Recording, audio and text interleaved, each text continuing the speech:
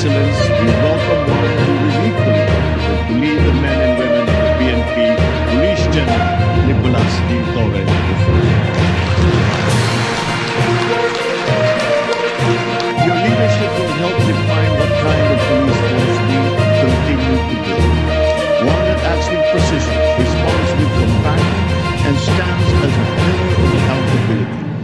Hamon ko sa iyo, panatilihin mong malinis at marangal ang hanay ng ating mga kapulisan.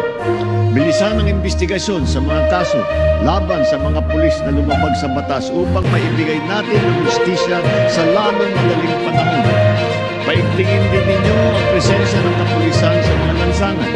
Siguruhin mas maraming pulis na umiikot sa mga kalsada at papantay sa ating mga komunidad, lalo na sa lugar na madalas ang krimen at kaguluhan. Kapag kailangan ng tawayan, dapat may pulis na agad nagre-responde. Let your badge be your daily pledge, not to command, but to serve with integrity.